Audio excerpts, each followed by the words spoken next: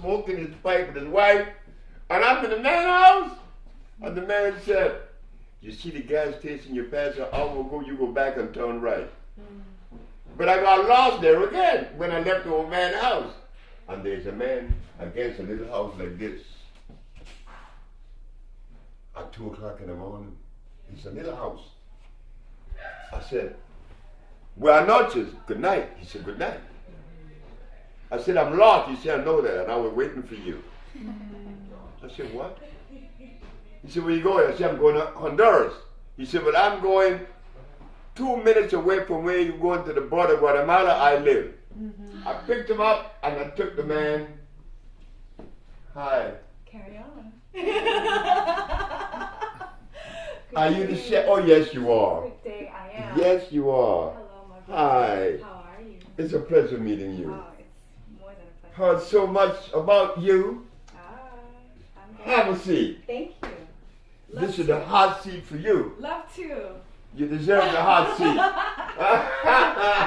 I'm used to I was heat. just telling a story about Mexico. Okay. Do you know that I have been to Nepal? No, I have been to India, Pakistan. I have been to Burma. I have been to Japan. I've been to many places where you would assume people know about the cosmic reconnection. You got to go to Mexico. You would never associate Mexico with this type of understanding, or level of understanding, I mean, pardon me. But guess what? That's where the magic is. They, and they alone, they healed me. When I had gone to Russia, I was in England, I was in Africa, I went to Chinese medicine, nobody healed me. I go to Mexico, and this Mexican healed me in 90 days.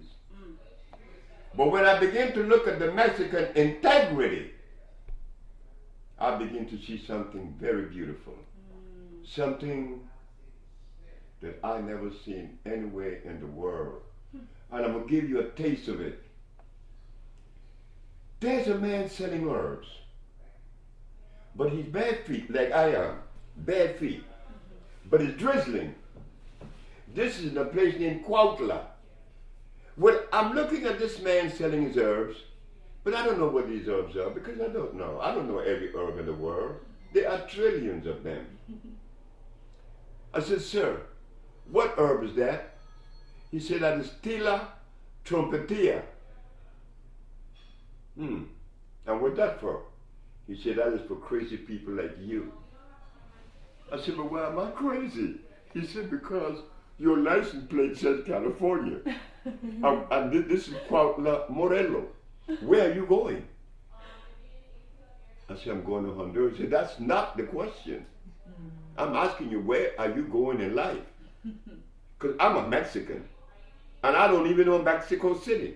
And you left Mexico City yesterday. I said, yes, I did. He said, that's why I said, you're crazy. I said, well, he said, that's right. You got to obey nature. I said, yes, I have to. So he said, I asked him, how do you know that this herb is good for crazy people? He said, because it has a lot of oxygen. I said, but how do you know have a lot of oxygen? He said, I'll show you. He took a glass of water, he took a handful of the herbs, and he put it in the water, and in 2 seconds, blah, blah, blah, blah, blah, blah, blah, blah, blah, blah, blah, blah, blah, blah, blah, blah, oxygen. Wait. The herb is good for crazy people because it gives you oxygen to the brain. What herb is that? He said that is cenizo de Monterrey. Did Pablo find it? Last week? He found it. Because I've been talking about this herb for 15 years to Pablo. He just found it. But this Mexican in Cuautla said, that's cenizo de Monterrey, meaning ashes of Monterrey. I speak Spanish. He said, ashes of Monterrey. I said, what's that for? He said, that is for people that cannot walk because their foot has swollen. Their liver is bad. Because I asked him, how do you know the delivery is bad? He said, the feet swells. Oh, this is going to really crack your side. This is a journey I took in 1979. I'm going to take it again. The last herb now. That's when he's going to trick me again. I said, what herb is that? That's Damiana. Oh, I said, that's for women. He said, yes. They call it hierba del venado, the herb of the deer. I said, well, I know that herb. He said, yeah. I said, may I have a kilo? He said, no. I said, why? Because of your license plate. And what did my license plate have to do with this herb? He said, your license plate tells me you come from California. And the best Damiana come from California. If I sell you this, I'm not being truthful. And the man is bare feet, he could have made money off of me, but his level of integrity would not allow him to sell me that herb. This is what I always find in Mexico. Mexico have a sensation that when I go across the border, I feel it. Sebi. You've been to Mexico? I've been to Mexico. Oh my God, it's beautiful. Would you say that there's the culture there, that they have a different value system? I can't hear you too well. Would you say that the culture in Mexico, that in general they have a different value system? The Toltecs? Yes. Let me tell you something. This is where the Peruvian got to me. Because the Peruvian came to me in Cusco. He said, hey, black man, come here. So I said, I wonder what I'm going to hear now from this dude. He said, do you know what you represent? I said, man, I may represent many things that I don't know about. He said, well, you're a member of the organic family. The organic family? I said, what is that? You don't know? I said, no. And you're black and you don't know this? I said, yes, I don't know. He said, well, we didn't have any toilets because we didn't need it. Because all we ate was alkali food, or even our fecal matter was clean, like the elephant. You put it back in the soil, it biodegrades. But when you have a toilet, you're going to pollute the planet. I said, oh my God, the organic family. Then, are you aware of Ubuntu? Sounds familiar. The blueprint for human prosperity, which started in Africa many thousands of years ago, and this white man just found it, Ubuntu. He said, oh my God. The banking system came and destroyed Ubuntu. So when you talk about the Toltecs and the Olmecs, or you talking about some ancient society that lived by the laws of life, it is from the Toltecs that I learned the usage of the teosinte. The teosinte is a plant that you're going to experience in Honduras next week. It's a plant that they use to make tamales instead of corn. Corn is a hybrid. Corn is extremely dangerous. The Toltec use teosinte. I love Mexico. Like the pyramids of Mexico in Teotihuacan, they are 4 times larger than the one in Egypt. But the Mexicans don't go around boasting that. Because they're very humble. They're very humble people. They are beautiful people. And we should really get closer to them. Me, because I speak Spanish, oh, they just jump all over me. And I love them. I love them. I love them. I get more love in Mexico. Oh my God, these Mexican people. Her daddy, when he first came to see me, she brought him. She dragged the nigga by force, came to see me. And he started making fun of me. Because Mexicans make fun of life. They don't live life in that serious place. No, everything is beautiful.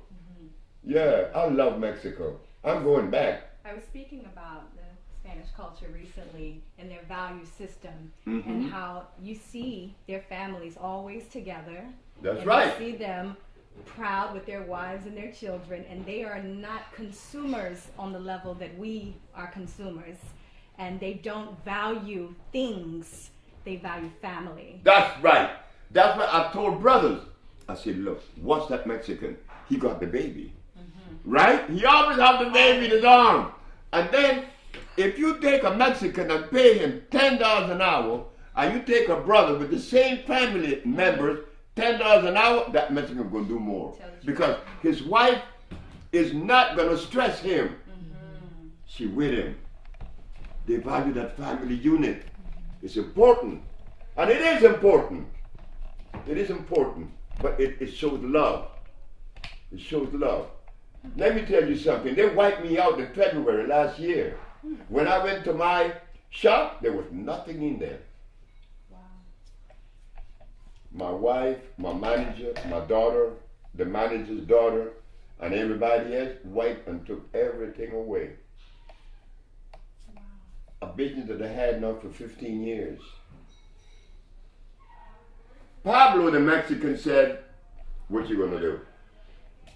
I said, "Well, I'm going to take my tail and put between my legs and I'm going to roll over and play dead." He said, "You out of your mind?" Called Jenny. That's a Mexican. Jenny came. "What's wrong?" I said, "Well, they took out everything."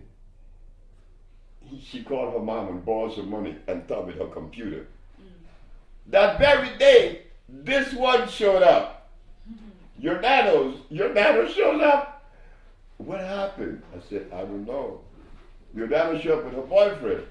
Said, in a car. And I'm looking at this girl. I know she was like Ethiopian, but she came to buy something. You came to buy, right? And it's clean. Guess what your nano said? "I want to help you. Your dad would drive from San Bernardino to LA, which is about an hour and a half for free working for me." Then came her. These two and Jenny and Pablo, and we start the business all over again. Beautiful. Now the business is like, wow. Beautiful. How many people work there now? Is she number 1, Yesenia number 2, Jessica number 3, Brenda number 4. Who is number 5? Beatriz. Beatriz. Beverly number 5. Sonia. Mario. Valeria and Kevin, right? And what about the other Jenny? Jennifer. Yeah. So how many of you are there now? 11? Or 10? 10 of us. 10. 10. Running. But these two started it. Mm-hmm. But when she came, when Jenny hired her, I said, "No, I wonder why Jenny hired her." She's so fragile, so small. Wow. But when she opened her mouth and started talking, I tell her phone, I said, "Oh God, I better shut the fuck up." Oh, This wow. senior messed me up. This one here, she came in there like she knew everything from the start. But that's that African behavior. I told her one day, "You being an Africanist to me, girl?" And she did. But she's good. She's good at it. She's very swift. She's very fast. She's fast too, but she's shy. This one isn't. So you have all these various expressions of human beings. Yes. And it's so beautiful, girl. Yes. I love you guys. Where are you from, sister? I'm from Eritrea. I was thinking Eritrean, Somalian, something Right. Ethiopian, and you are from? I'm from California, but my parents are Mexican. Rainbow. I'm from Oklahoma. And you, where you from? Oklahoma. Oklahoma. Yes. My family is Choctaw. The first time I came in contact with a plant that I hated, this low-down plant, and boy, that plant come back on me one day. I have this hate-love relationship with certain plants, and this was one of them because I was growing with it. Burdock. You got a lot of burdock in Oklahoma, and it stick on you, right? A lot of burdock, a lot of wild berries, persimmon, wild persimmon. Oklahoma got everything. Yeah, I grew up with my grandmother also.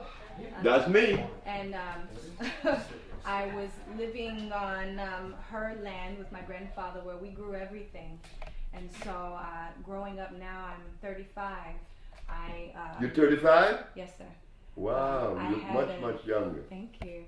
But I had an affinity for the taste. I knew what food tastes like You know, when I got older and I tasted the McDonald's and all of the processed Kroger Mart food and the regular, you know, conventional things, I knew what food's supposed to taste like because my grandfather grew it and I helped him in the garden every year. So my grandmother would send us to bake pies out of the berries in our yard or the persimmon in our trees or the pears in our trees.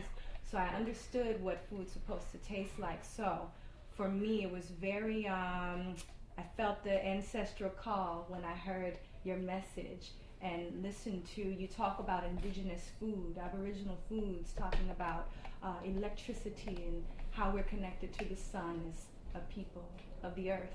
And I understood that these 4 elements are the simple ways in which we can maintain our health, just returning back to nature. Very, very simple. And your message was simple. Yeah. And that's what I think resonates. I want with to taste your everyone. food.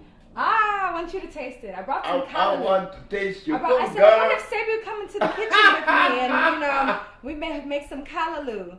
But I brought you some callaloo. Callaloo? Yeah. Guess what? Mm-hmm. Michael Jackson took me to Hawaii, right? Mm. So Michael, he's famous. I'm not. I'm just another nigga there that nobody knows about. So I'm driving the car on through Maui. But I love Maui, girl. Maui's pretty. I gotta go back to Maui. Maui is nice.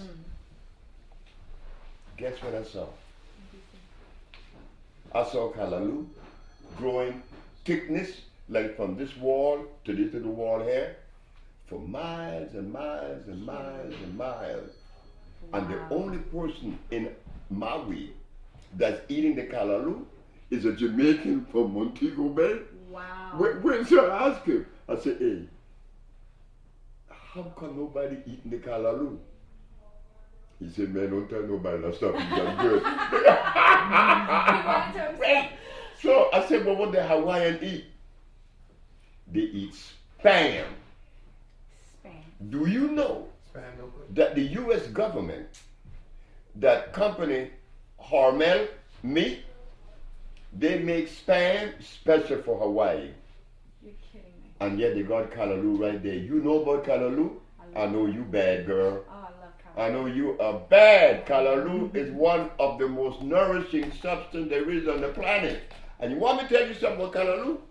Do you know that in the Caribbean, callaloo seeds made a fool out of me? Amaranth? Callaloo made a fool out of me right in New York. I'm going to show you. In my very wise years, I used to grow wheatgrass. And an old lady came and said, you're dumb. I said, oh God. Mrs. Holloman, why did you say I'm dumb? Because you're dumb. You using that wheatgrass, that's wheat. That's acid. I said, oh shit. I got rid of wheat, right? So when I'm in New York, I noticed that callaloo growing all over the place. It grows in New York and Philadelphia and New Jersey. It grows here. But what the callaloo gonna show me that it will not show you in Grenada, in Trinidad, or in Barbados, or anywhere else but United States? Around November, the latter part of November, look for it. The flowers of the callaloo are going to produce some very small little seeds. They're pretty. They're red, blue, pink, all colors. They're beautiful. So now the wise me, I'm going to say, yeah, I stopped eating the wheatgrass, so I'm going to eat callaloo sprouts. So I got my little tray, I put the medium, then I sprinkle the seeds on it. How long it take you for wheatgrass to grow? 3 weeks? And you got a nice grass? Callaloo ain't sprung yet. 1 month passed, no callaloo sprout. 2 months passed, no callaloo sprout. I goes in my bed in Brooklyn and I lay there. This damn callaloo isn't sprouting. And the callaloo say, you're stupid. I'm natural. I'm electrical. I sprout in the spring. Oh my God. Excuse me 1 second. Oh God. When the callaloo sprout, it was all over with. I'll be right back. Okay. I look at the callaloo and what it did to me, I said, you know, you never know how much you know until you confront reality. And then you know how much you don't know. And I love it. Then another one that tricked me was not the callaloo, was the blue vervain. I've heard you talk about the blue vervain. You know the blue vervain, right? That's a pretty plant. You commented about finding blue vervain and someone tricked you into thinking it was blue vervain, but it was not blue vervain. Is that true? That's right. The blue vervain home is Florida. Like when I saw the blue vervain in Florida, I said, oh God, this is not true. The blue vervain anywhere else in the world grow this tall the highest. In Florida, it's way up here. Wow. The blue vervain in another country, the flowers falls off at noon, not in Florida. So plants take on this character like everything else in life. They behave with nature. You know, they behave with nature. But when you mention callaloo, as a chef, I know you know what you're doing. I know you know what you're doing. Thank you. Callaloo, the Spanish government used to kill you if they catch you eating callaloo. In Spanish, they call it bledo. It's powerful. It's delicious. I love callaloo. When they were occupying Central America, they didn't want you eating callaloo because they know that callaloo gives you so much energy. I have to eat your food, girl. Well, it'd be an honor to prepare some callaloo. I gotta eat your food. But these three here, Marina, Yesenia, and Jordanos, they represent the Bolingo development, which is the African biomineral balance. But when you mentioned callaloo, I went straight to Hawaii. I went straight to Hawaii. You been to Hawaii? I've never been. You got to go to Maui. I went there with Michael. I was there 2 months. Wow. Michael Jackson. And we were eating callaloo. They experienced something. Jonjon. You know jonjon? Jonjon is a mushroom that only comes from one country, Haiti.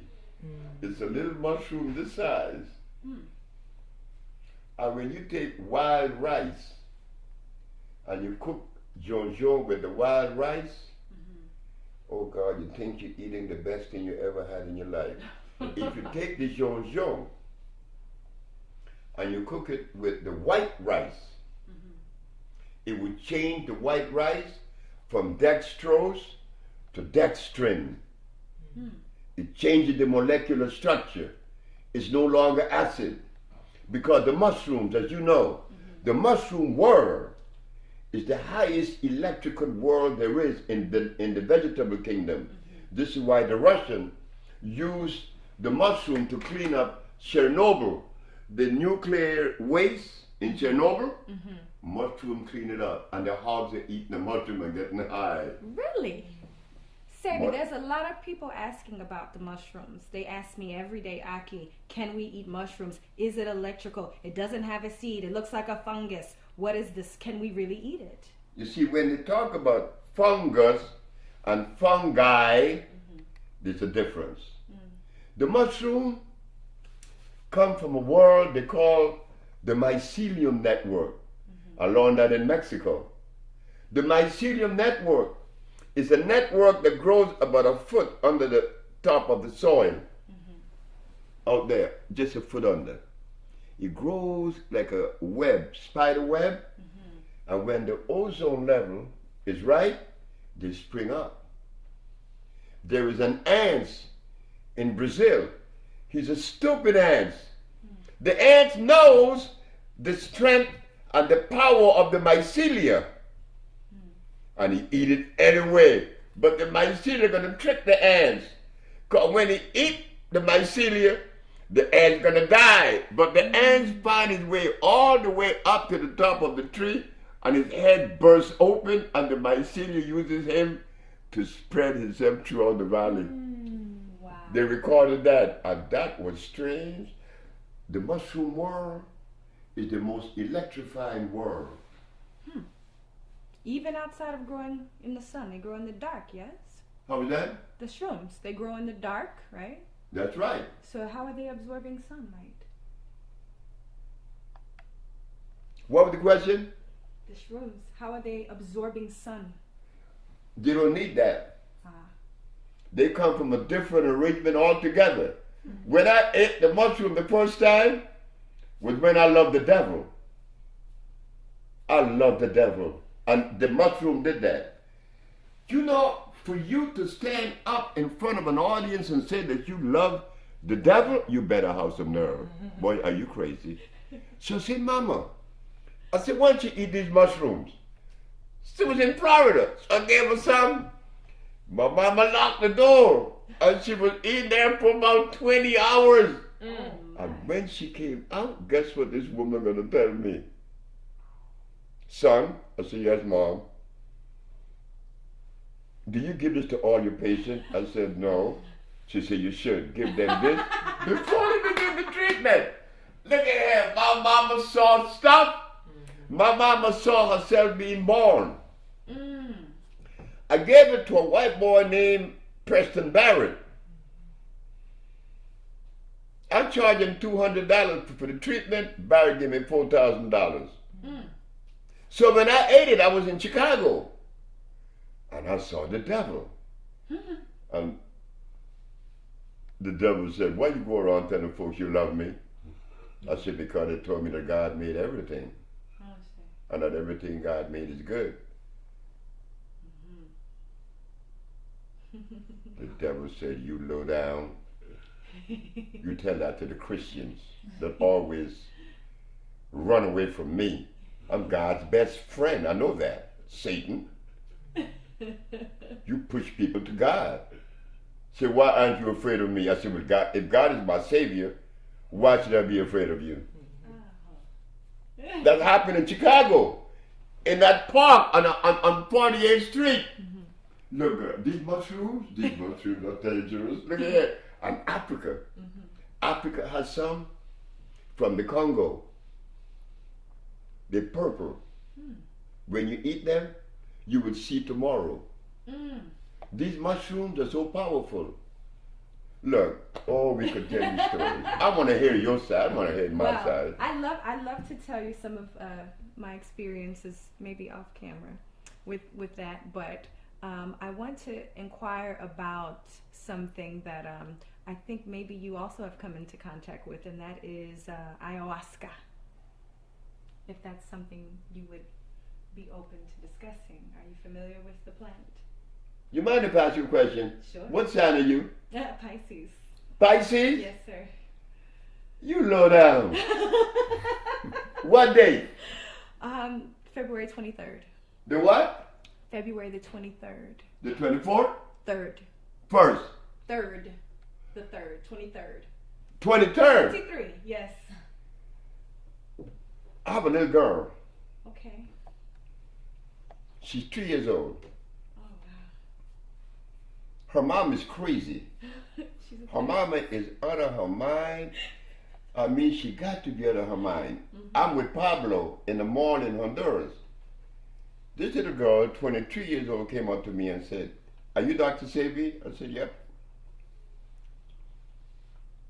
She said, you know, I've been watching you for months. And I don't know why I want you to be the father of my baby. I said, you're crazy. How old are you? She said, I'm 23. I said, I'm 77. I said, I could be your grandfather. She said, I know that. Not only you could be my grandfather, you're black, you're old, and you're ugly. But I still want you to be my baby's father. So what you gonna do? I said, I don't want no baby with you. So I walk away from Pamela. Pamela insisted and insisted and insisted. And one night Pamela got pissed off and came to the village for the first time. Came in my hut and said to me, I want you to tell me what is wrong with me that you don't want to make love to me. And she break me down and we made love once. She got pregnant and she was the happiest 23 years old. And when she was pregnant, she dreamt every night with my mother. But I said, my mama been dead 4 years now. You don't know my mother. I know your mother. I said, how are you going to connect with my mother and she died? She said, well, I know your mother. She come in my dream every night. And my baby going to look like your mother. And my baby was born the 26th of March. No, the 26th of February. She's Pisces. The same day with my mama, and the baby looked just like my mama. Wow. Pisces woman. Pisces, I see. That's Pisces. You guys are vigilant. Taiwa was only 3 years old. She was given to me when she was 8 months because the poor little mother came down with postpartum depression, Pamela.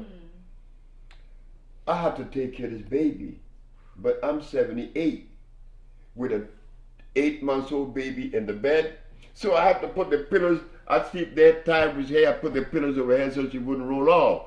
Me and Taiwa. I got this baby at 8 months. And she didn't get a babysitter until she was 1 year and 8 months. But Taiwa grew up drinking sea moss and hemp milk. Sea moss and hemp milk. Sea moss and hemp milk. My baby now, Taiwa, where's your brain? Taiwa, where's your liver? She knows every part of her body. And she's 3.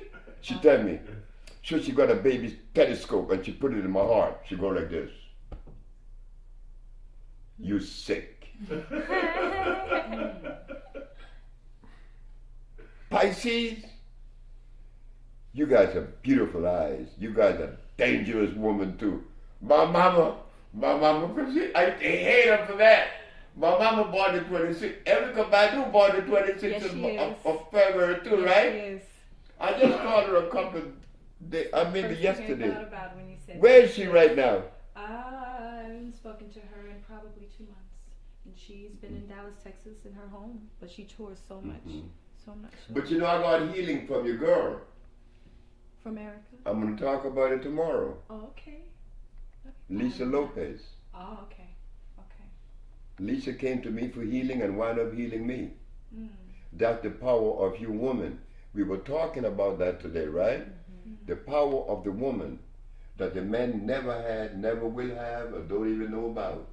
But we men have a tendency to deny that, to negate that, to want to suppress that, to control that, when it wasn't about that. It wasn't about that ever. This Russian that's in the village now, that's taking his treatment, he said, you know, man, I grew up in a house that is gypsy, and all I remember is the voice of a woman. I never heard the voice of my father.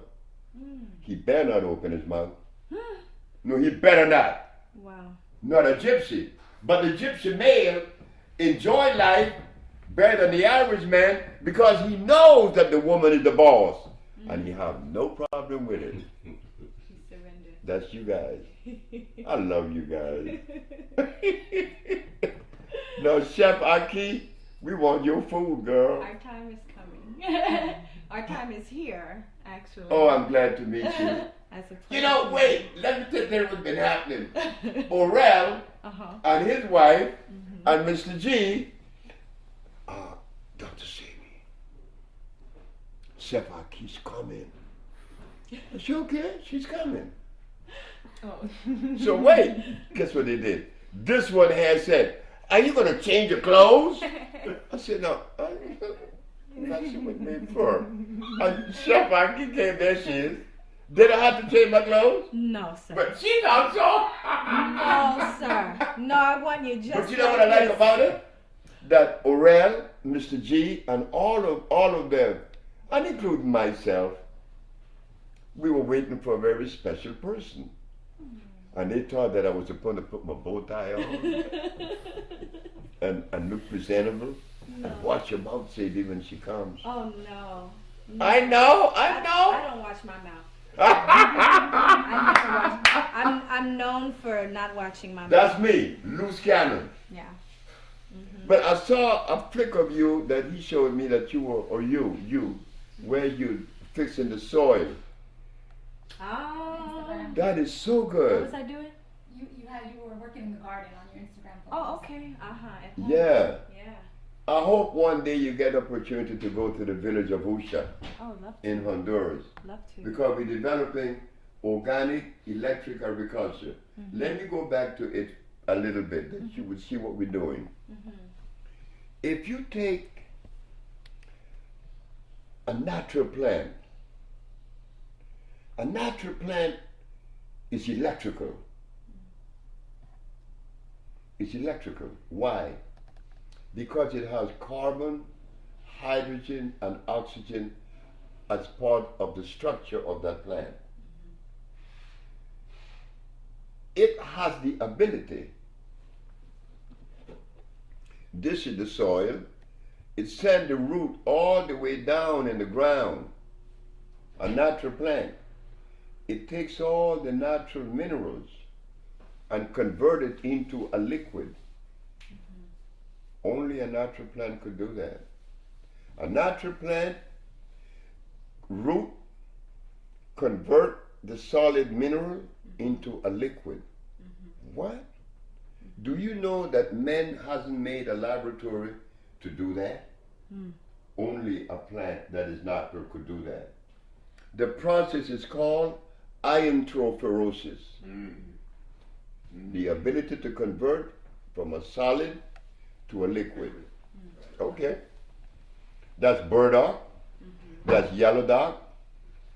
That's like the other one, which is the red clover. That's also the sarsaparilla. That's also the guaco, the contrivo, the hombre grande, the cancansa, the popa, the sia, the marula. All these plants are electrical. Why? Because they are native. Now, when you take a carrot plant, well, just put the carrot out of the way because we don't use that. But when we use like turnips or squashes or tomatoes, they send their root about this high, an inch only. And they do not have the ability to convert the solid to a liquid. And I struggled with that for years. Guess what I found out though? That the unnatural plant has the ability to absorb water or liquid, right?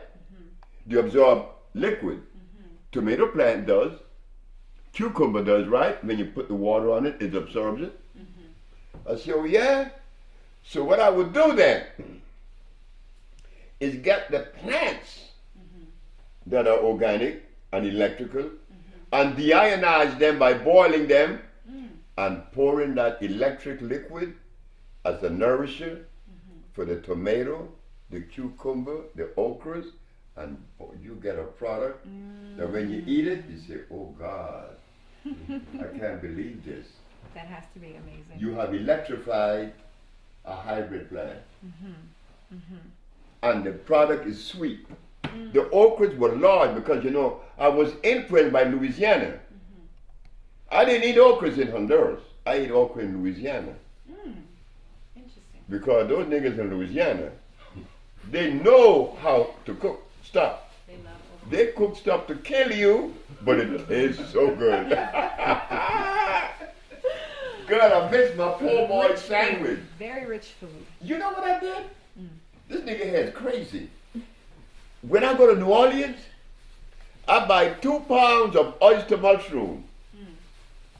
And I goes and I listen field by Jaegers. I say, hey, I want y'all to take these mushrooms and you prepare them that day you prepare the other oysters. These are mushrooms. And make me an oyster sandwich. Except it's not the animal, it's the mushroom. It's the mushroom. Oh, I know that was delicious. And I would buy my draft beer and go to City Park and sit down and pretend I'm in New Orleans in 1954 with my friends, or the Jean Jean, or here is Jean Jean. Here it is. Smell them, you see. Thank you. Smell them. Ooh. Yeah, girl. These, thank you, Aurel. I'm taking these to Honduras to cook. Look, these things. Oh my goodness. These are very good. These are like nourishing. You had them before, right? Jean Jean is powerful. Truffle almost. Like if you made an oil with it. Oh my. It's very strong. They're strong. Sheesh. I was with Michael Jackson when there's a woman in Orlando, Florida. They came in the room and she's talking English, but the English is kind of broken. But she's very light skinned. Looked like white. I said to her, where you from? She said, I'm from Morocco. Oh yeah? How many languages you speak? 5? She said, yes. Because everybody in Morocco speaks 5 languages. Everybody. Kids, 5 languages, no less. Wow. I said, where you from? She said, I'm from Haiti. I said, you know Jean Jean? She said, yeah. I said, could you cook me a pot of Jean Jean? She did, and brought it 2 days later. Michael Jackson ate half the pot by himself. This stuff is so delicious. Wow. Oh God, Jean Jean is delicious. So we learn every day, right? Yes. We learn every day. But I'm glad to meet this grand chef.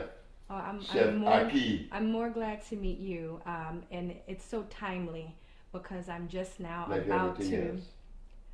Indeed, I'm launching my first book, and I was just writing the foreword in the book, and I gave honor to some of my honored ancestors who have passed, and some of my living elders now who have kind of been the cornerstone for my research and my work and my passion. And I said, I have to stop and give honor to Dr. Sebi before I can go any further in this work, because listening to him since 2002, I flew from Texas to Atlanta to come and see you, and since that time I was researching hybrid food, and I said I can't put this book out without giving honor to him. And in the past 3 weeks I've had pressure to put it out, and when I heard you were coming, I said, okay, this is why this hasn't happened yet, because I have to see my elder before I can release this book, and to let you know that your work has spearheaded a movement with young people all over, and that indigenous cultures all over the world, Native American women like myself, my Native family, my Cree family, my Seminole family that I'm very much in contact with, I'm teaching them about indigenous and aboriginal foods, and as well as a lot of the Hispanic brothers and sisters and the Eritrean brothers and sisters, the young people. We are getting the message, and we're teaching the young, and we're moving that message forward. So we honor you. And I was sitting in a circle last night of about 30 people, and I got dressed and I hurried up and came here. But I spent my night in a prayer and in a meditation. And in my prayer, I was singing some of my native songs, and my grandmother came to me and she said, you are not going to do an interview today. You're going to have a chit-chat with your elder, and just to honor him and to listen. You're so humble. Thank But this work is woman. You laughing, but it's the truth. Good. Everything about me is about women. Everything. Awesome. I never had a father. Never had a male voice in my ear as a child. Had a mom and a grandmother. Then I came into the world, and then the people that women are married, they were always controlling me. And the woman that gave me the name Sebi, it was a woman that said I was a healer. And when they took me to this crazy woman on Adams Street, you been to LA? Yes. Right, Adams and La Brea, there's a woman there that used to sell all kind of stuff that belongs in the spiritual world. And she looked at me and said, why don't you do what you're supposed to be doing? I said, why don't you go to hell? I was pissed off because I couldn't see it. But they were messing with me. And they were women. And there was one that really messed me up. I took her to Mexico. Because Mexico is my favorite place in the world. Beside Africa, Mexico is the shit. When I got to Mexico, this woman is going to buy a robe. I saw about the robe. Beautiful robe.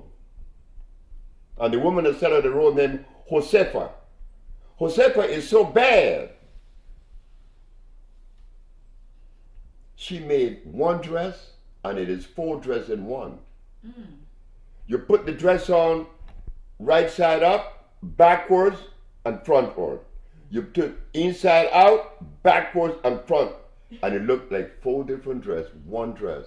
This Mexican woman is so creative. She told Patricia. She sold Patricia the robe. Patricia, when I get to LA, Patricia, you a healer. And you're going to wear this robe in front of me as a healer. So you're full of shit. And I threw the herb in the corner, in a trunk. 1975. 1982. A Sagittarius male, like this nigga here, Mr. G, says, from Honduras, we have Dr. Sebi in Washington, 1982. The healer from Honduras. And when I came on stage, and I look at the audience, Patricia Yates, who said that I was a healer, was sitting right there. Wow. I want to cry. I want to go to the floor. She looking at me like, so she knew. See, your woman has an energy that responds spontaneously in the moment without being preconceived. And you guys don't even know you have it until you have to face a situation where you have to act. And then it comes out. You guys are cosmically in tune, not we. We are to a certain degree, but you guys are the one. That's why when I heard the thing about the lion and the king of the jungle, yeah, he may be, but his mama taught him everything he knows. Who is she? In the elephant kingdom, the largest animal in the world, when that male gets to a certain age, they kick him out the pack. Because this is a woman thing here. And they kick him out, and he better leave. And he be bitching, but they kick him out anyway. When I was growing up, there's one person, if you ever come to Honduras, you'll meet him. You know him, Marstel. He's the only one alive that I grew up with. I'm 82, he's 80, he's 81. Miss Gambo, Miss Marin, Miss Wright, Miss Phillip, that's my grandmother, Miss Roulette, Miss Patterson, Miss B.B. Simmons. These are the women that control the society. So I grew up in a matriarch society. You understand? And it was beautiful. But the men of the day, they allowed the woman that privilege, that particular energy or that position. The men didn't have any problems. And Mr. Miller, he was the ugliest man, they say, and he married the prettiest woman there were in the city. Mr. Miller didn't care about no ugly or pretty or good looking. He didn't play that. He was a sharp man. I love him.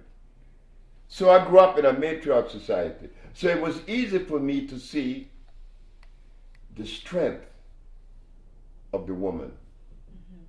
So you tell me that you were chef, Oh, I would love for the village to have your food. I'd love to. That's right. How long are you here? Well, I'm leaving on Tuesday for Honduras with Marina. Okay, that's plenty of time. Yeah, I'm going to Honduras. We're going to the village because we be developing the organic electric food. Okay. Yeah. I have some clients who I cook for who are on your program currently.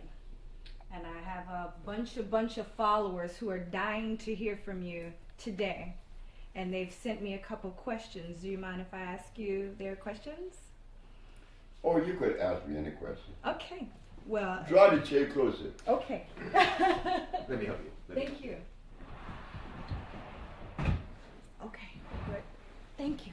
All right. Let's see. So one of the first questions that comes from a brother named Lazan. His name is Lazan. Yeah. Okay, Lazan, I believe he's from Alabama, and he wants to know, he is pre-diabetic. Brother's about 6 foot, 200 pounds, and he's had a life of maybe 36 years of eating really horrible food, and he is now taking maybe 40 pills a day from Cell Food company, your company. And he wants to know, is there a way that he can take all that liquid and put it into his water and drink it that way, because he's overwhelmed by all of the pills and all of the liquids every day, the AM, the PM, all of the pills. He's diabetic? He's pre-diabetic. Huh? He's pre-diabetic. Pre-diabetic. Not exactly yet. Almost. But he doesn't have to do much, because we have had people to come with diabetes up to 600. 4 days, no more diabetic. Oh, wow. No more diabetes. Okay. He's pre-diabetic, meaning he could change his diet. Okay. Liquid, yes, he could do what he said, Okay. providing it's all natural. Okay. Okay. So if he's taking, say, some of the electrical elixir, the liquid compounds that you provide, he wants to know if he can, instead of taking 1 teaspoon of 10 different liquids, he wants to know if he can put it in his water and drink the jug of water that way. He could do that. He could do that. Yes, okay. he could do He was that. afraid of mixing the compounds. Yeah, he could do that. Okay. That was his question. Second question. Got a sister who is also on your program and wants to know, is it better for her to do completely raw, non-hybrid food diet, or cook vegan foods is just as well for her? Raw foods and cooked foods. There's a little boy in Washington, D.C. His name is Abu Bakr. Abu Bakr is 10 years old when he went to the village. I designed a glass house in which I live now. Mm-hmm. I think you know the house, right, Marina? Yes, sir. Okay. I designed a glass house. The little boy went there with a little sister named Amina. Mm-hmm. She's autistic. Mm. That little boy saw his sister from dragging her feet to walking normal and understanding everything her mama was telling her, or most things. He looked at me and said, I know how you build this house. I said, how? You drew 3 circles and you joined them together. And that's what I did, but nobody see that. But that little boy brought something out. What was the question that you asked? She's on your program. She wants to know if she should do raw or cooked. Yeah. So the little boy said, you know, I took that compound that you gave Amina. I call it the intelligent tonic. And his mama showed me the grades. Didn't show me the grade, but he brought grades home that was A's. Mm-hmm. She lived in D.C. She was there with him. What I saw was this, that this little boy is seeing the benefit of all of this, but everything that I gave them was cooked. She went, wait just a minute now. It is said that if you eat something raw, it will be better than cooked, because when you cook it, it loses its energy. Not so. Never that. If you take something raw, like Brother Aris, Brother Aris use the sun-dried food, sun-fried food. But he got turnips, he got carrots, beets. But these things are hybrid. Whether you cook them or you eat them raw, you're not going to get any benefit from them because they're hybrids. But if you take something natural, like the teosinte, which is a plant that's natural, you cook it, you get energy. If you don't cook it, you get energy. Why? Because anything that's natural has energy, and you cannot kill energy. It's displaced from one state to another. Gotcha. So it doesn't matter. You could take something natural, a natural root, and you could eat it raw and you get the energy. You could boil it, you get the energy. You could burn it to an ash and grind the powder and you put it in water and you still get energy. Gotcha. As long as it is native. Geology call that native plants. Because the plants, like carrots and beets and turnips, they grow through the process of photosynthesis. Not a natural plant. He's photovoltaic. He's electrical. He's come on a different category altogether. So yes, if it's natural, you could eat it raw or cooked, you're going to get the same amount of energy. If it's unnatural, if you cook it or not, you're not going to get any energy. Wonderful. Okay. Next question. This question comes from a sister in Ohio. She wants to know, she's biracial, and so is her son, who is actually been sent home, 13 years old, basically sent home to die of brain cancer. And she wants to know if this electrical diet and electrical cell food is for her and her son, being that she is multi-ethnic, biracial. I get this question a lot about DNA and how it affects, I guess, indigenous food or electric food affects the biracial community. The vibration of the body. Biracial. Yeah, how does it affect them in general? But it's a brain problem.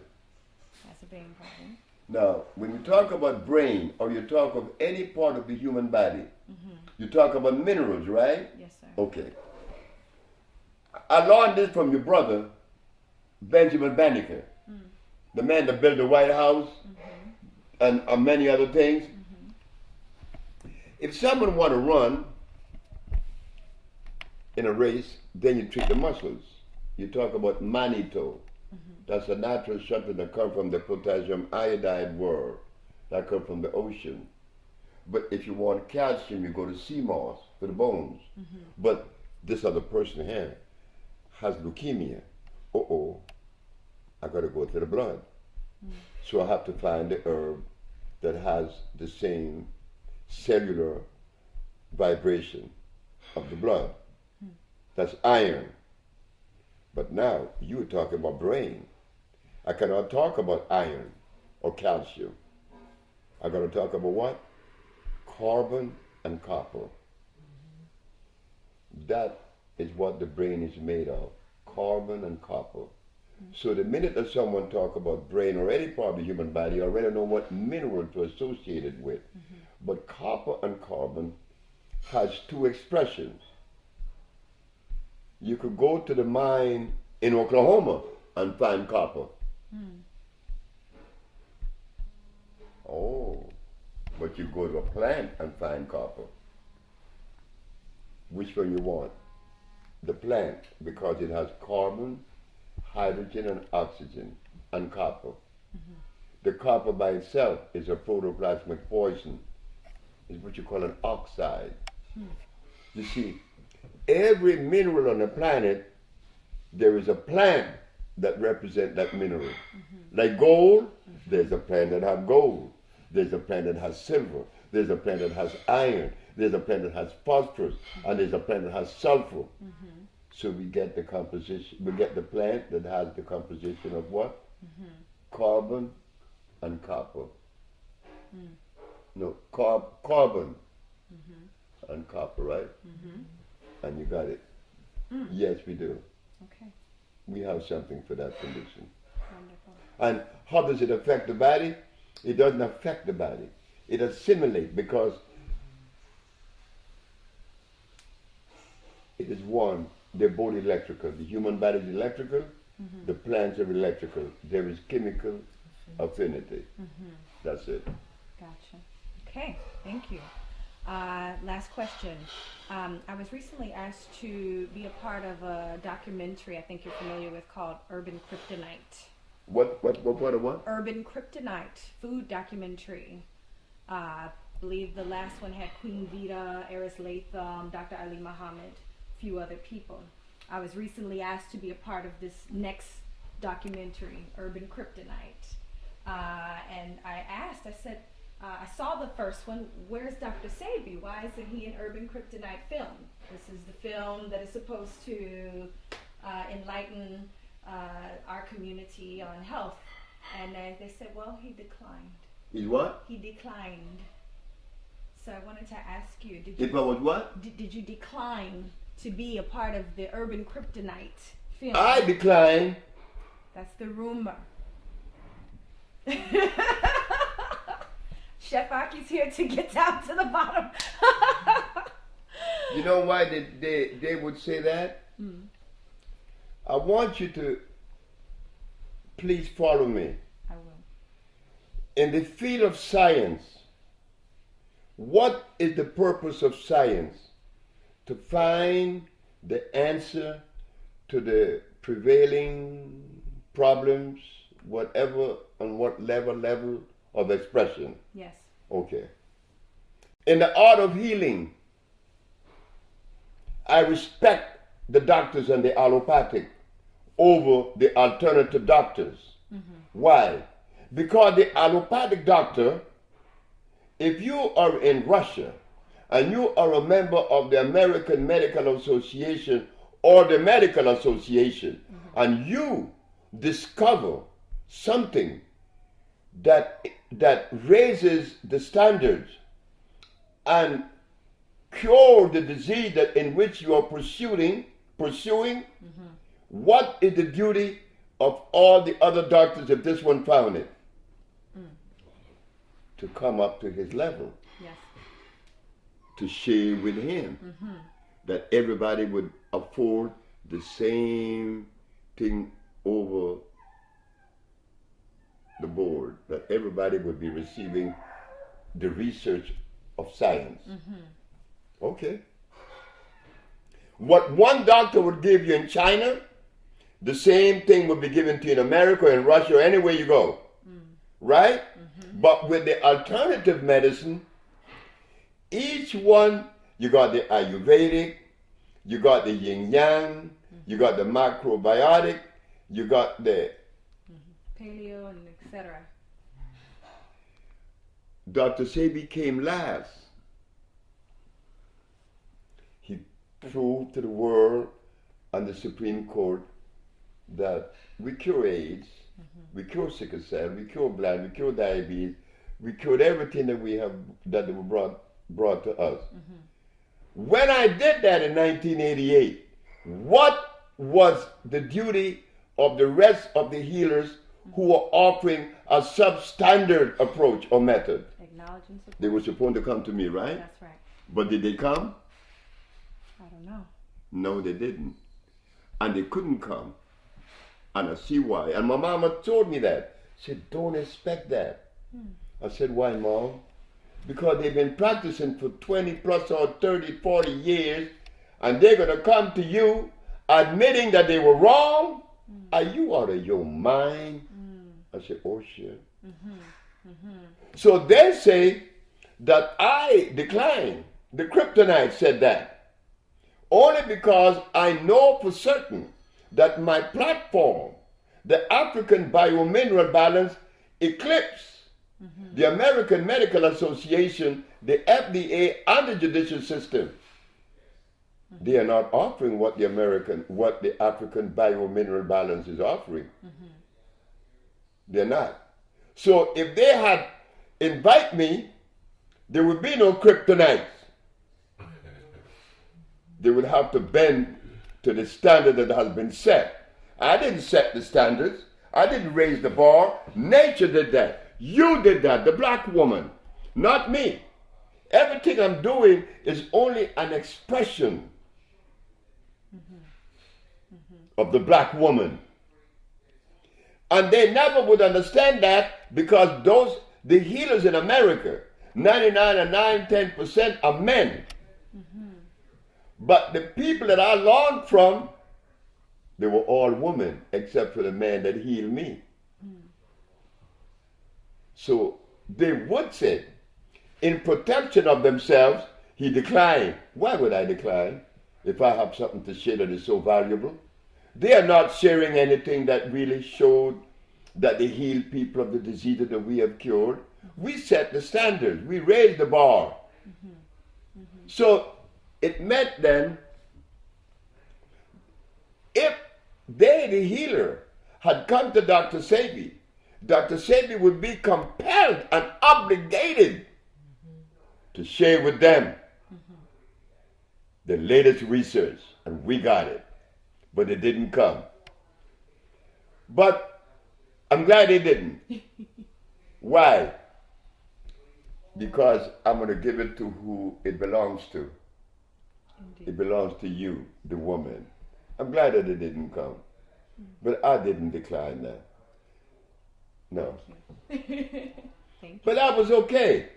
Because, A, they look at me and they criticize me. Dr. Ali said some very ugly things about me. And that was okay, because he had that right.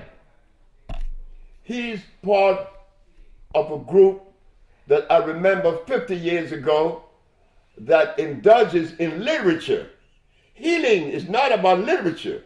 Healing is not about science. It's about a reconnection to the vibration of life. And they have not visited that particular place because they're still offering golden seal, aloe vera. They're offering soybeans. They're offering echinacea. They're offering garlic. And these things are deadly. So when Dr. Ali said things about me that he said, well, I didn't feel bad because Dr. Ali haven't cured the disease that we have cured with the African biomineral balance. So why should you give him any energy? He's talking. We're not about talking. It's not about talking anymore. It's not about condemning. It's not about finding faults in anyone. I had to stick my neck out in their favor, but they thought that I was doing the wrong thing. When I placed the ad in the papers in New York, AIDS has been cured by the Usha Research Institute, and we specialize in cures for diabetes, sickle cell, lupus, herpes, blindness, paralysis, impotence, cancer, and others. We meant that. When I went to the healers such as Dr. Ali and Dr. Dick Gregory and Dr. Kanya and Dr. Phil Valentine, when all of them knew about this, they didn't support me. They ran away. Why?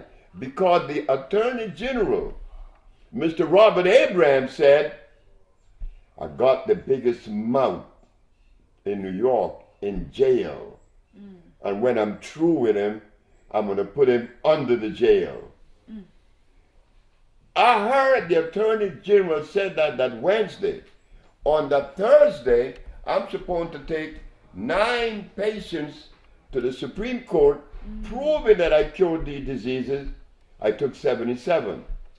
When the Attorney General heard and saw that by his spies, that Thursday afternoon, he sent his man to tell me, tell Dr. Sebi that if he stopped doing what he's doing, that I would drop all the charges. But then he's saying that after there was overwhelming proof that I did it, I wasn't going to back up. I'm not into this thing because I am a healer. I am not a healer. I never tell the world that I was a healer. Never have I ever said that. I always let you know I am the messenger that come with the message of healing to be delivered to the owners of it. And that is the one that you know as a nurturer. Could a male be a nurturer? No, that's a female thing. So I am the conduit, not the healer. Because if I was so much of a healer as they think, and they have ostracized me, Lisa Lopez wound up healing me. So they, the healers, were happy when I was arrested. They all left New York. And when I won, the Attorney General said, this one won, but there would never be another. Now, these healers that exist today in America, and I am not going to hold it back, it is the truth. Which one of them have healed the disease that we have healed? None of them. So why aren't they sharing that research? Because they are ashamed. They are embarrassed to know that they have been healing or presenting themselves as a healer for many years, and they have not healed those things. But the healing that I come with, again, came from women. I'm not ashamed to say the truth. I'm not the healer. I'm something else. I want to be a musician. And the nigga want to be a musician. But nature said, shut up. You're going to bring this message. So now I'm delivering the message to you sisters. Right now, we got Sister Marina, we got Yesenia, and we got the great Jordanos. And there will be some more that we're going to select to be part of this healing journey. I'm not a healer. I'm the messenger. So, Dr. Ali, poor fella, he got to keep on talking. And he will keep on talking. And I've been around for 47 years doing this. And all the people that I remember were talking, they're still talking. And they will continue to talk. I don't like to talk. I like to do things.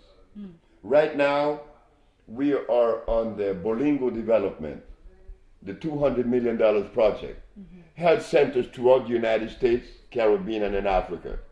We can develop a cereal out of the natural banana. They call it the chata ceniza, which has no starch. We can develop a coffee that has no caffeine, that's good for your kidneys. We can develop a whole bunch of other things. Right now, we have to develop the organic electric agriculture. So you see, they who were saying that I declined, they have to protect themselves. They didn't ask me. They are not telling the truth. They're not exhibiting the level of integrity that they should. You don't do that. You don't do that. I would never say anything about anybody in America, and I have never said anything about anyone in America that would demean them, because it isn't necessary. We got some work to do. Indeed. Thank you, sir. And it's beautiful. But I'm glad I met you. Do you know Lauren Van Der Poel? Yes. Good friend. You know Lauren? Yes. She's another one of you. Yes. Yeah. Yeah, definitely. Yeah, beautiful. She's beautiful. Beautiful. She could cook. Oh, yeah. She made a soup one day. Oh, God, what a soup. I want to try your food, though. Oh, I can't wait. Will you be able to go to the village one day? I would love to go. Well, you're welcome. Years. You're welcome. Thank you. Love Because Marina's going on Tuesday with me, and I promise that these sisters that work in the office in LA, starting June, each one would take a week off and go to the village. Each one, that they would experience the village. They have to. Wonderful. Yeah. Wonderful. Oh, it's so beautiful meeting you. Oh, it's beautiful meeting you. Oh, yes. So when are we going to try your food, Chef Aki? I'm thinking I need to come and make sure I feed everyone before I leave, or before you leave.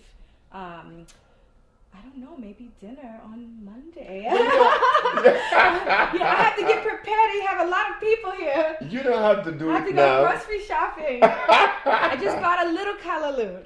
But You bought some? I brought you some today. You bought some kalu I today? did, yeah. I Oh brought you my a God, bundle kalu is I stuff. brought you some. Hey, you know something? Orel came in here. You know, it's something about you women and us brothers. A brother that become in tune with sisters, he's very careful and he's very protective. I had my dope there smoking my weed. Guess what Orel did? Orel wife see my shoes? The shoes was over there. She moved them over there so you wouldn't see them. I love this. I'm relaxed, Sebi. I know you are. Very relaxed.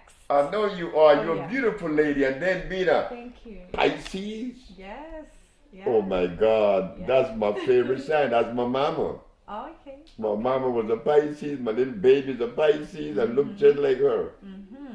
Yeah, it's a pleasure meeting you, Chef Aki. Pleasure meeting you. Now I could smoke my dope. Yeah. Go for it. You know, look, Chef, look, this man here, you know how I met him? Through my daughter. Really? Okay. My daughter is 20 years of age. Okay. She came up to my room. She said, Dad, you have to meet Mr. G. I said, who in the hell is Mr. G? Oh, you got to meet him. I said, why do I have to meet him? You got to meet him. This is what he did. And when I saw what Mr. G did, I said, oh God, Mr. G came. I said, you a bad motherfucker. That's what I told him. Didn't I? Yes, sir. But guess what? Everybody in Honduras that know Mr. G love him. Oh, wow. They love him. They love him because he's beautiful. And we're working together. We have the healing part of the Bolingo development of women. I don't want any male in that, including me. I'm getting out because I just came with the message. Wow. We're going to develop the housing, building, the agriculture, the processing of the food. They're going to handle the healing. Wow. Simple as that. Wonderful. That's it. Wow. And we're moving on, girl. I got to go to Ecuador now. Okay. There's a man came from Ecuador that interviewed me, Johnny Guzman. I speak Spanish fluently. So I'm going to Colombia, Ecuador, and Peru. Then I have to go to Africa because the president of Tanzania was with me, Kikwete, and he wanted me in Tanzania, and I need to go there. But I also was in Guinea, where it is mysterious. Chef, this is powerful. This is powerful. There's a thermal water in Fulamori, Guinea, that has minerals that were never recorded by the geologists. Oh, wow. And when I drink the stuff, I could tell you stories. So we're going to Guinea, Africa, and we're going to develop one of the most beautiful health centers they ever seen.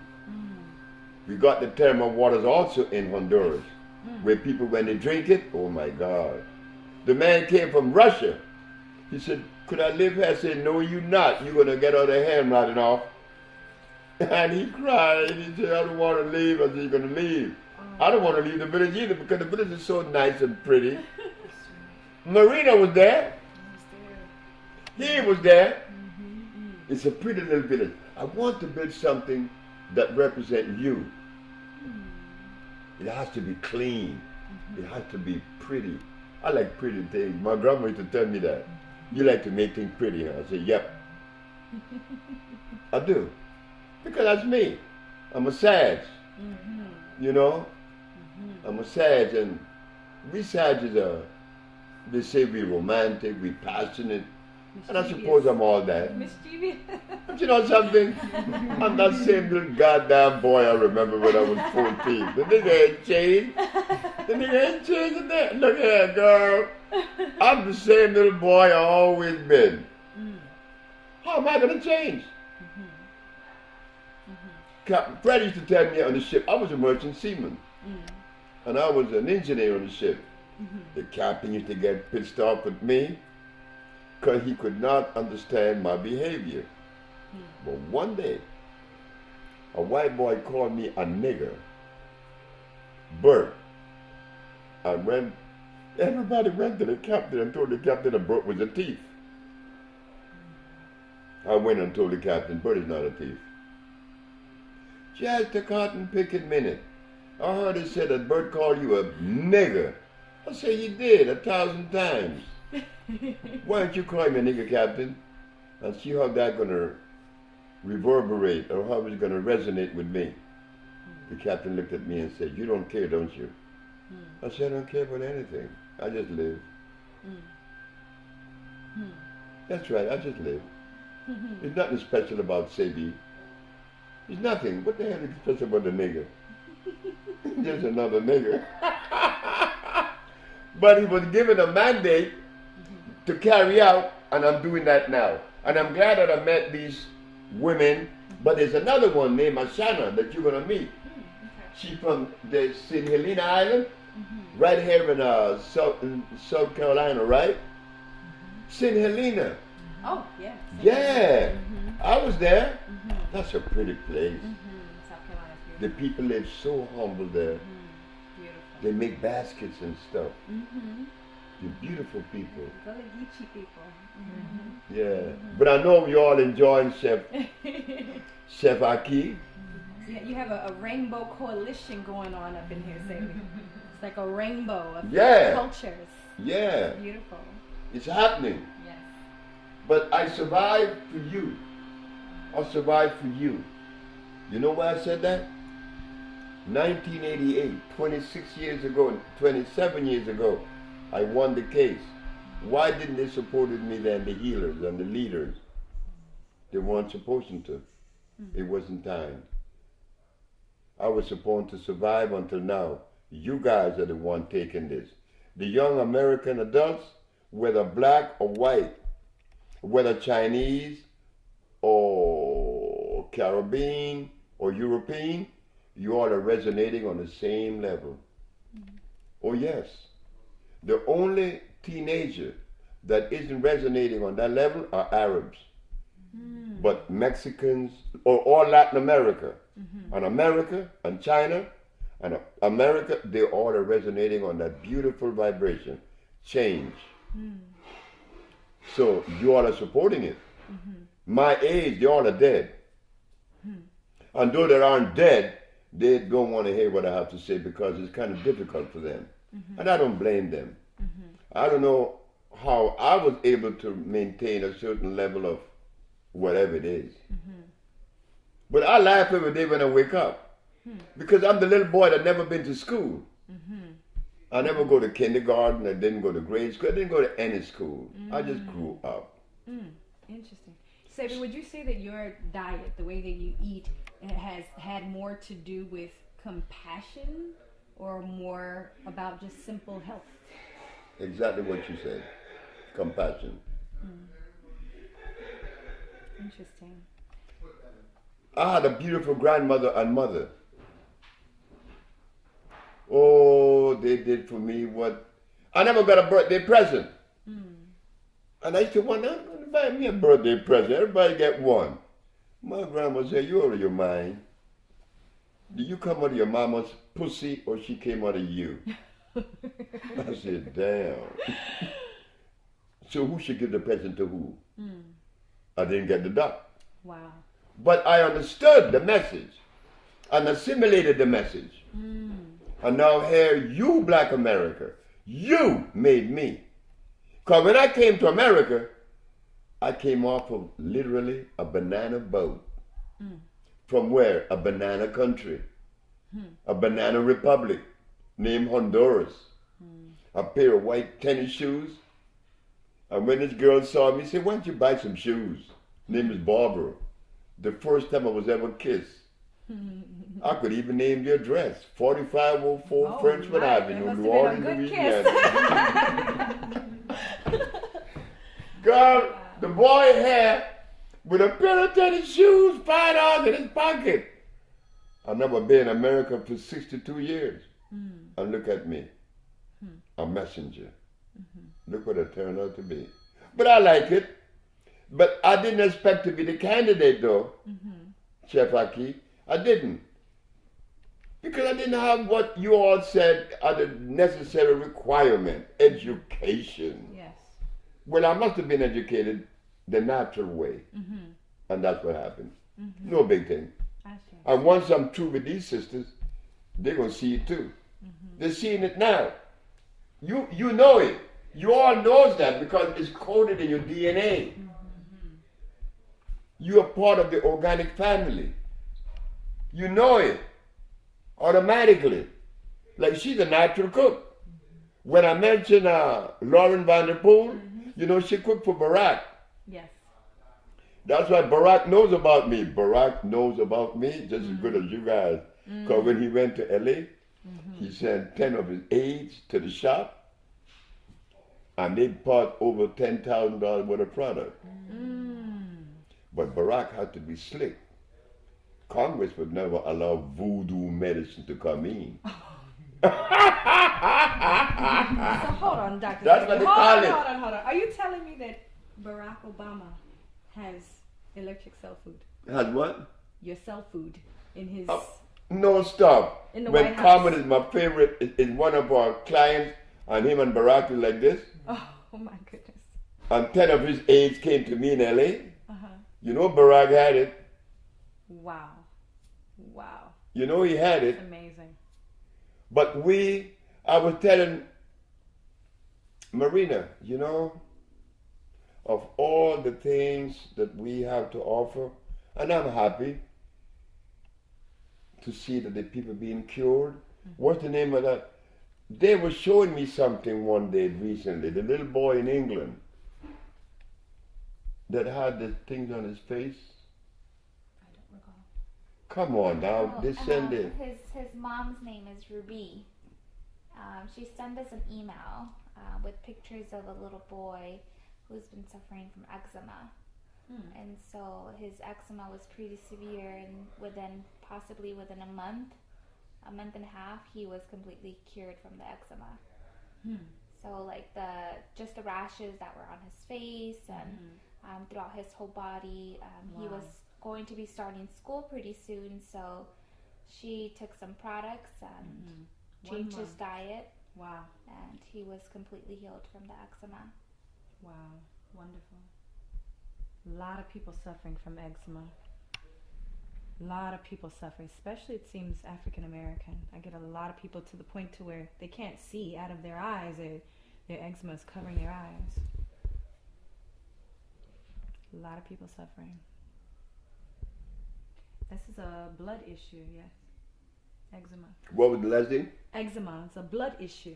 Yes. Yeah, well, eczema is nerve and blood. Mainly nerve.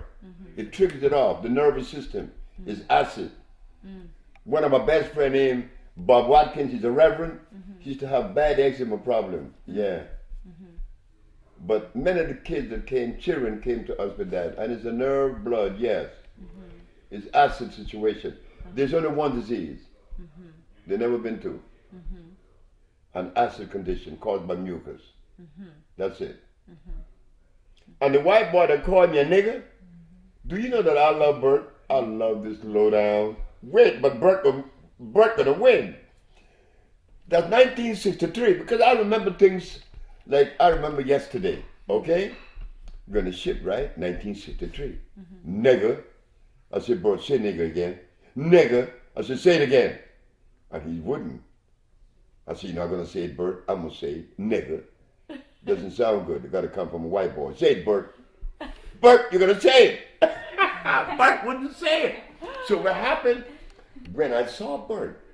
That was 1963. 1989, 26 years later, I go there with Annette. You all know Annette. Annette. I went to New Orleans to see my friend that I used to be a merchant seaman with, because I love them. I love them now. You know, I love my friends. I love all of them. So I went to look for them.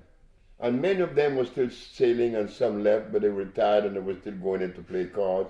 When I left the Union Hall to go to the car, A very dirty, dirty white boy was walking towards me, and I stepped out of his way. And when I made 2 steps, I heard, "Bowman, this is Bert." I turned around. "You were my only friend. It's been 26 years, 10 weeks, 8 days. I said, "Oh my God, Bert. I love you, man. You were my only friend. And I know one day you're going to come and heal me." How did he know that? I wasn't a healer when I was a merchant seaman. I wound up healing that white boy, and he went back to Mississippi. Look what he did. Calling me a nigger. And I was supposed to get angry. Like God made niggers. Cut it out. And black folk get angry when white boys call him niggers. "You call me a nigger?" You must be one you're responding. Sebi, do you remember when the movie The Secret Life of Plants came out? The what? Secret Life of Plants? I remember that. Do you remember? Was it a big What you deal? mean? That was in L.A. Were you excited for this film? No, because it didn't come out with the truth. Tell me what you think about that film. I didn't think anything about it. So you don't believe that the scientists were connecting these plants to these electrodes, and they were talking to each other and all of this, and you know. The plants are connected to life. They are electrical. But there's no such thing as the secret life of plants. Because if it was a secret, I wouldn't know the little bit. I understand. Good You soundtrack, though. Oh, I love knowing you. You know, I met Erica. She's one of you, too. Oh, yeah. We lived down the street from each other for 15 years. I met Erica. I met her in L.A. She came to visit me. You met her, right? No. You never got to meet Erica. Oh, my God. And she came there 2 or 3 times and you were never there. I know. She cooked me some greens. Oh, she did? And you brought She some likes greens to cook. now. Yeah, she loves greens. She loves to cook, too. Oh, yeah. I know I'm going to eat your greens out. This is beautiful. I'm glad you came. I'm glad I met you. It's a pleasure. It's a pleasure. But your person looks much better than the picture. Really? That's Yeah. good. She looks smaller and more something. Maybe the picture Interesting. didn't do you justice. Oh, well, thank you. Thank you. Yeah. Thank you very much. Well, I'm glad to meet Chef Aki. Well, I'll tell you. Because you are It's a pleasure. my man here, Mr. J. Oh, look. She's special. I said, I know she's special. She's a black woman. Oh, this is beautiful today. Where my dough? This is all of the revelations that were coming to me before coming here, and one of the things that stood out to me in ceremony and song was that shaman said, "We take time to sing for the salmon people, because there are people up north now fighting for our relatives in the oceans all over the world. The people, our family, our relatives in the oceans are being murdered day after day after day, and they're begging for our compassion so that they can live with their families too. And that we are not looking at animals and plants as our relatives. You know, we're not honoring their spirit. And so this is a song that was to honor the spirit of the salmon people, the water beings. So it went like this.